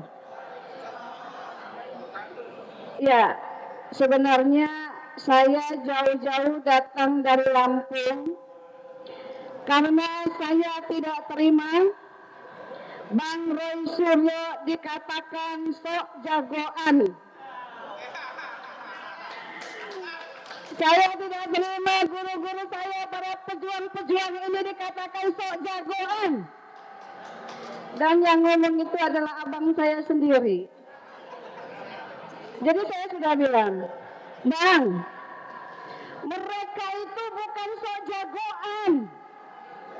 Ketika sudah memegang satu prinsip, menjunjung tinggi nilai-nilai perjuangan, tidak akan ada urusan dengan waktu, tenaga, materi, penjara, bahkan nyawa. Maka kami ini, Bang Roy Suryo dan para tokoh, kami ini dari Aliansi Emak-Emak Jalanan. Dengan Mbak Menu, sering kami dibilang, ada itu emak-emak, nggak bisa apa-apa. Tim hore doang, tim sorak doang. Iya, kami memang adalah sebutir debu dari perjuangan ini. Tapi kami tidak pernah menjadi pelacur di dalam perjuangan ini. Dan kami tidak pernah berkhianat dalam perjuangan ini. Lebih baik menjadi sebutir debu daripada masuk dalam lubang yang hina. Pak Dokter, saya pernah di penjara. Saya juga pernah ditawari untuk RJ. Tapi saya tidak mau. Daripada menjadi pelacur perjuangan, mending saya pilih penjara. Dan saya di penjara. RJ itu kita diminta untuk meminta maaf. Waktu itu yang melaporkan saya adalah polisi. Dan saya merasa benar ketika itu saya mengkritik Menteri Agama yang menganalogikan suara azan dengan suara gonggongan anjing. Saya diminta-minta maaf, saya tidak mau. Saya katakan kepada anak-anak saya, ibu tidak akan meminta maaf. Ibu akan lawan di pengadilan, walaupun resikonya penjara daripada SD mencari pecundang kalau dengar. Sungguh hina. Dan kemarin abang saya bilang, Jokowi itu akhlaknya bagus. Jangan lupa, sejarah mencatat peristiwa KM 50. Seorang pemimpin yang buta matanya, yang tuli telinganya, yang tidak punya hati nurani. Tidak ada sama sekali rasa empati. Pembunuhan itu ketika pemimpin itu diam, maka itu apa yang dikatakan akhlak yang baik. Dan saya katakan dengan abang saya, sedih saya. Di masa kepemimpinan Bapak Jokowi, berapa ulama, berapa ribu ulama yang dipenjarakan, berapa ribu aktivis yang dipenjarakan, dan berapa banyak para mahasiswa yang dipenjarakan. Apakah itu yang dibilang oleh Bang Eji itu yang orangnya berakhlak? Saya sedih karena saya, guru saya, abang saya, hari ini kami dari emak-emak yang bukan siapa-siapa. Kami akan hadir mendukung para pejuang-pejuang ini dengan segenap hati. Kami akan terus berjuang, memberikan motivasi, dan insya Allah kemenangan akan tiba. Allah itu fa'alu lima yurid. Allah berkehendak sekehendaknya. Gak ada hal yang gak mungkin. Walaupun orang yang banyak ilmu, belum tentu. Bisa jadi dia tersesat di tempat yang terang. Maka dari itu, kita tidak tahu dari akhir kehidupan. Ketika Allah menyesatkan, tak satu pun yang dapat memberikan petunjuk. Ketika Allah berikan petunjuk, tak satu pun yang dapat menyesatkan. Kita berdoa, semoga Bang Egy kembali kepada perjuangan ini. Dan insya Allah, sekali lagi, Abang, saya ada Abang. Saya murid Abang. Dan saya katakan, saya kecewa dan akan tetap bersama para pejuang-pejuang ini sampai kelak mendapatkan kemenangan. Subhanakallahumma wa bihamdika asyhadu an la ilaha illa anta astaghfiruka wa atubu ilaik. Wabillahi taufiq wal hidayah. Wassalamualaikum warahmatullahi wabarakatuh.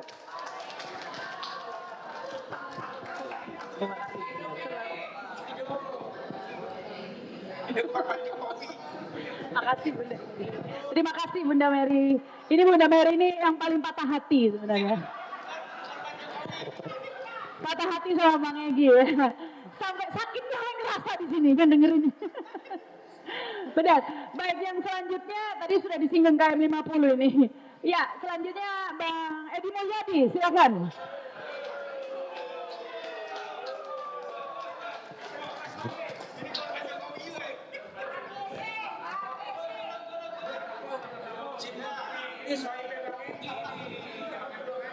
Assalamualaikum warahmatullahi wabarakatuh. Hidup Jokowi.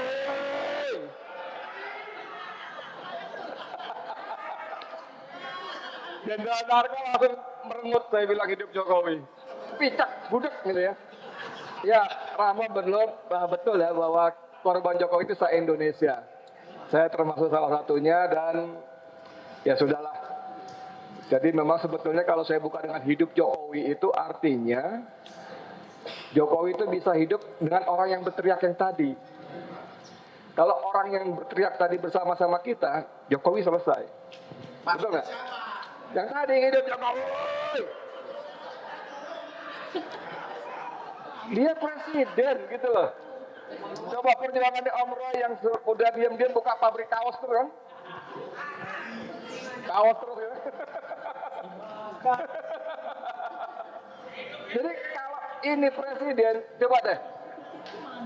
Ada SP3 yang sekali lagi menunjukkan bahwa polisi ada di bawah sendalnya Joko Widodo. Kata siapa tadi ya?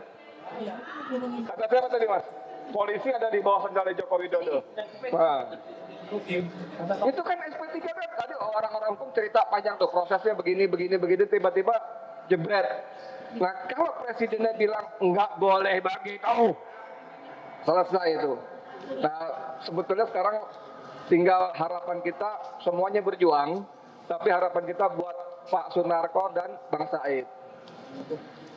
Kalau Pak Sunarko, Bang Said ini kan punya akses ke dalam nih, kasih tahu lah Mas Bowo, sudahlah sama-sama kita lah, jangan sama dia lagi gitu loh, ya. Sebentar lagi tahun 2026 nih menentukan nasib Jokowi. Setuju nggak? Kita mau apain Jokowi saat 2026? Selesai harusnya, kan begitu ya. Tinggal nunggu komando Pak Sunarko. Itu aja. Makasih banyak. Assalamualaikum warahmatullahi wabarakatuh. Baik, terima kasih Mbak Edi Mulyadi. Selanjutnya ini yang terakhir ya. Selanjutnya ini pernyataan sikap ya. Saya serahkan ke Pak. Baca doa ya. Baca doa dulu dong. Bacaan pernyataan. Pernyataan dulu ya. Tunggu. Ya. Bang Samsir. Bang Samsir ya. Silakan Bang Samsir. pemirsa diminta ke depan gitu. Oh ya, hadirin diminta ke depan juga. Di mana Bang Ahmad? Oke, kita berkumpul semua di atas untuk di atas ada, di bawah ada untuk pernyataan sikap. Silakan Bang Samsir.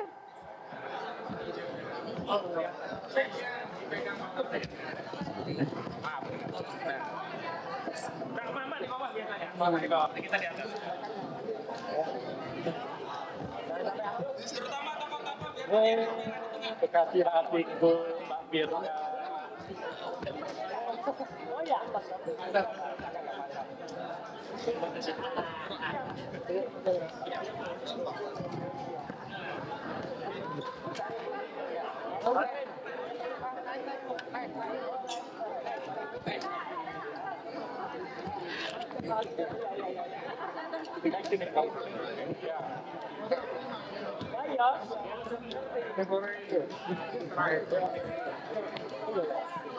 Bisa ya? Ya.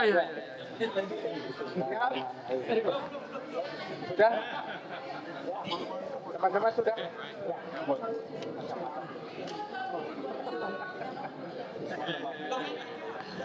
Udah ya?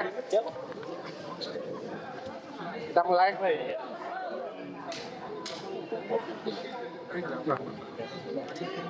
Pernyataan bersama.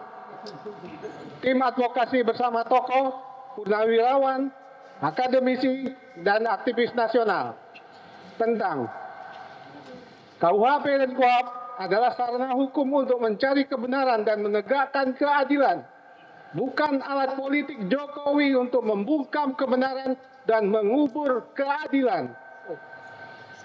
Jokowi telah memanfaatkan dengan cara manipulasi ketentuan KUHP dan KUHAP yang baru untuk menjalankan politik divide et impera dalam kasus dugaan ijazah palsu. Dengan dalil restoratif justice, polisi diintervensi lewat perintah untuk menghentikan penyidikan atas diri tersangka Egy Sujana dan Damai Hari Lubis. Dalam pada itu, pada saat yang bersamaan, polisi melimpahkan berkas klaster 2 Roy Suryo, Tifauzia Tiasuma, dan Rismon Syanibal kepada jaksa. Sementara Rizal Fadila, Kurniatri Royani, dan Rustam Effendi di klaster 1 dipanggil kembali untuk dimintai keterangannya sebagai tersangka. Berkenaan dengan hal itu, kami, tim advokasi anti kriminalisasi akademisi dan aktivis, bersama para tokoh, purnawirawan, akademisi, dan aktivis nasional, menyampaikan pernyataan keprihatinan bersama sebagai berikut. Pertama, kasus dugaan pencemaran nama baik terkait ijazah palsu Jokowi tak dapat diselesaikan dengan perdamaian menggunakan mekanisme restoratif justice karena bertentangan dengan ketentuan peralihan pasal 361A Undang-Undang Nomor 20 Tahun 2025 tentang KUHAP. Kasus ijazah palsu Jokowi harus diselesaikan melalui putusan pengadilan yang berkekuatan hukum tetap. Inkrahkan Dewisli.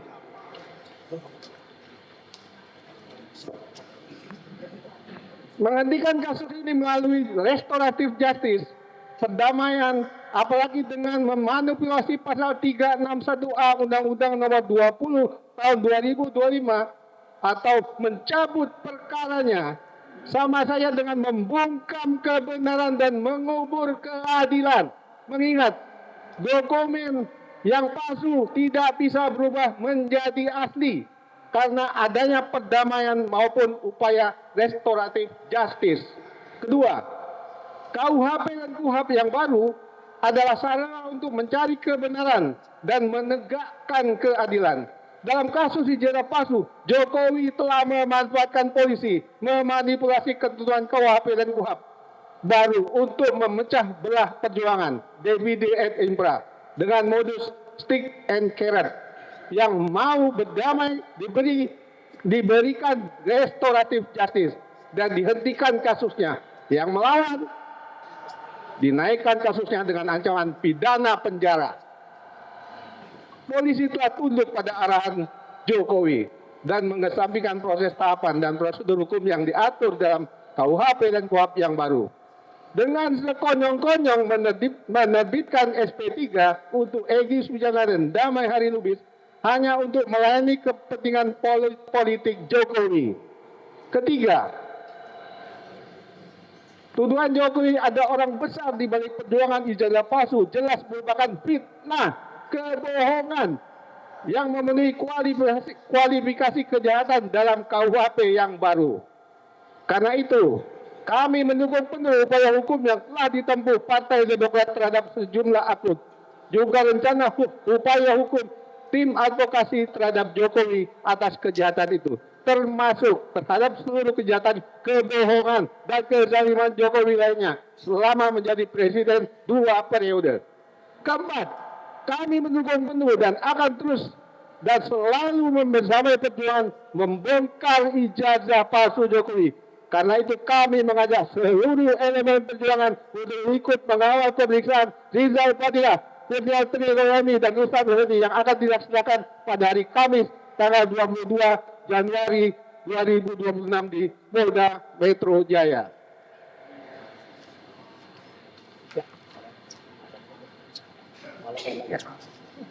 Demikian pernyataan disampaikan Jakarta 19 Januari 2026. Tim advokasi anti kriminalisasi aktivis dan akademisi bersama para tokoh penawaran dan akademisi dan aktivis nasional tertanda Petrus Celestinus S.A. Koordinator Litigasi, Ahmad Horinuddin S.A. Koordinator Non Litigasi.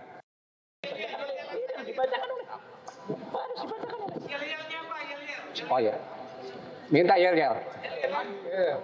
Lawan Jokowi.